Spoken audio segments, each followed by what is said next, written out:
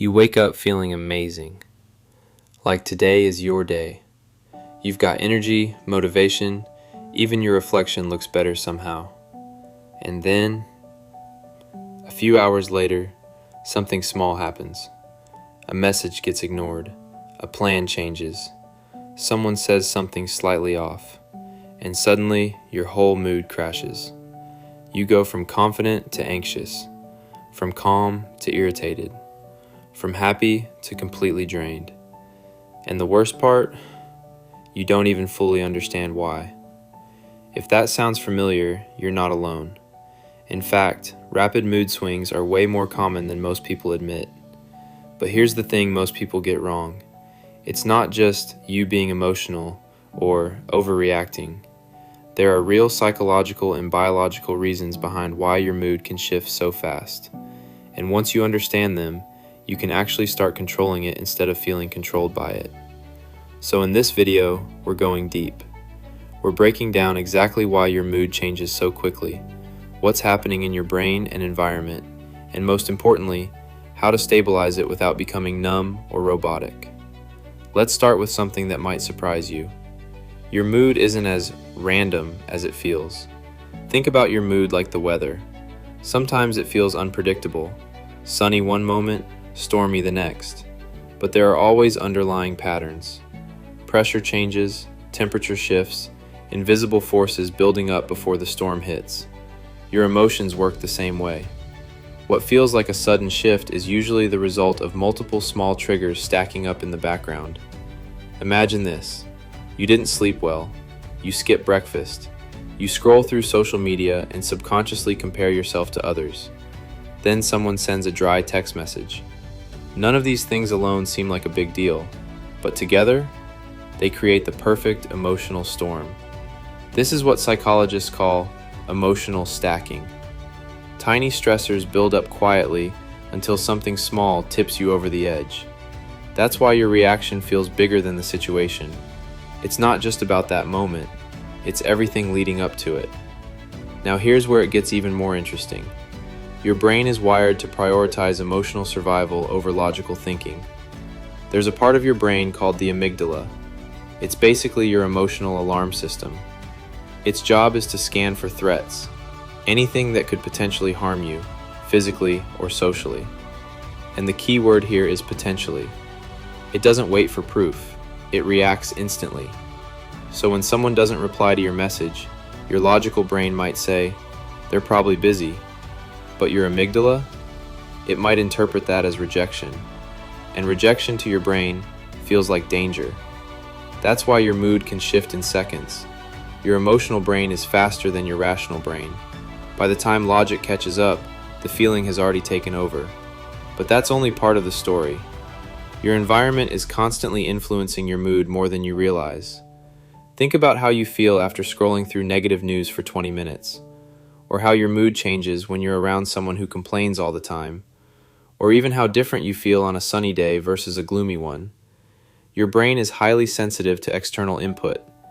It's always absorbing signals, tone of voice, facial expressions, lighting, noise, even the content you consume online.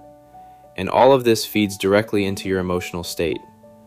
Let's say you start your day checking social media. You see people traveling, succeeding, looking perfect.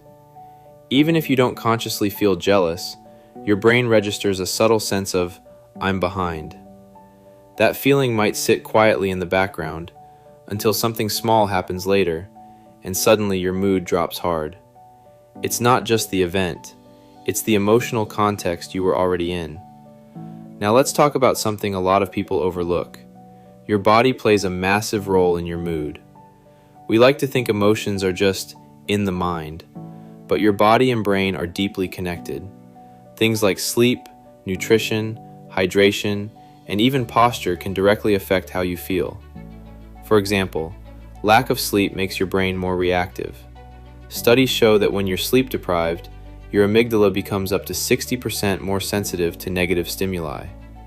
That means things that normally wouldn't bother you suddenly feel overwhelming. Low blood sugar? You become irritable. Dehydrated? You feel fatigued and unfocused. Even sitting in a slouched position can subtly lower your mood over time. So sometimes when your mood crashes, it's not because something deep is wrong. It might be as simple as your body being out of balance. But here's where things get really important. Your thoughts are constantly shaping your mood in real time. Every situation you experience gets filtered through your interpretation. And those interpretations aren't always accurate. Let's say a friend cancels plans. One person thinks, "No problem, we'll reschedule." Another thinks, "They don't value me." Same situation, completely different emotional outcome. This is because your brain is full of what psychologists call cognitive distortions. These are automatic thinking patterns that twist reality in subtle ways, like assuming the worst, taking things personally, or overgeneralizing from one event. And the tricky part? These thoughts happen so fast you don't even notice them. You just feel the emotion and assume it's justified. So when your mood shifts suddenly, it's often because of a thought you didn't even realize you had. Now that we understand why your mood changes so fast, let's talk about the part you've been waiting for. How do you actually stop it? First, you need to slow down the emotional reaction. Remember how we said your emotional brain is faster than your logical brain? The goal isn't to eliminate emotions, it's to create a gap between the trigger and your response. One simple way to do this is through something called labeling. When you feel a sudden shift, instead of immediately reacting, pause and name the emotion. Not just, "I feel bad," but specifically, "I feel anxious," or "I feel rejected," or "I feel frustrated." This might sound too simple, but it works. Studies show that labeling emotions reduces activity in the amygdala and activates the rational part of your brain. In other words, it helps you regain control. Second, start tracking your emotional patterns. Most people think their mood swings are random because they've never actually observed them closely. But if you start paying attention, patterns will emerge. Maybe your mood dips in the afternoon. Maybe certain people trigger you. Maybe social media always leaves you feeling worse. Once you identify these patterns, you can start making adjustments. You can't control everything, but you can control your exposure to certain triggers. Third, stabilize your physical state. This is one of the most underrated strategies. If your body is unstable, your mood will be too. Focus on consistent sleep, eat regularly, stay hydrated, move your body daily, even if it's just a short walk. These basics might seem boring, but they create a strong foundation for emotional stability. Think of it like this: you can't expect your mind to be calm if your body is in chaos. Fourth, challenge your thoughts. When you notice a strong emotional reaction, ask yourself, what story am I telling myself right now? Then question it. Is it really true? Is there another explanation? Am I assuming the worst? You don't have to force positive thinking. Just aim for more balanced thinking. Instead of, "They're ignoring me," try, "I don't know why they haven't replied yet." That small shift can make a huge difference in how you feel.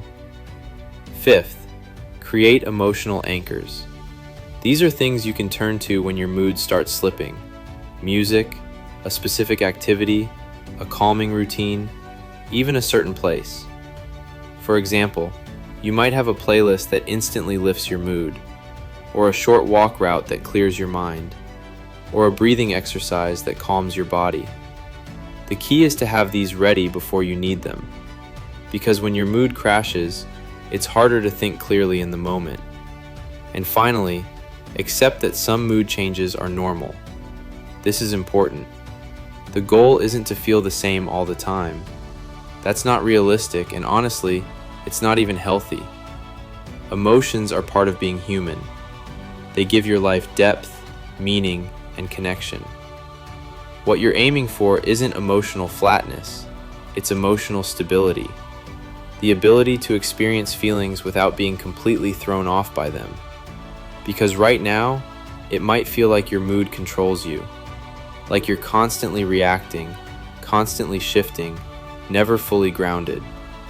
But once you understand what's happening beneath the surface, everything starts to change. You start noticing the patterns, you catch the thoughts, you create that small gap between feeling and reacting. And in that gap, that's where your power is. So the next time your mood suddenly drops, don't just assume something is wrong with you. Pause, look closer. Ask yourself what's really going on beneath the surface. Because most of the time, it's not random. It's not chaos. It's a system you're just beginning to understand. And once you understand it, you can start to take control of it. If this made you think differently about your emotions, then you're already on the right track. Keep paying attention to your patterns, keep practicing these strategies, and over time, you'll notice something powerful. You're not as easily shaken anymore.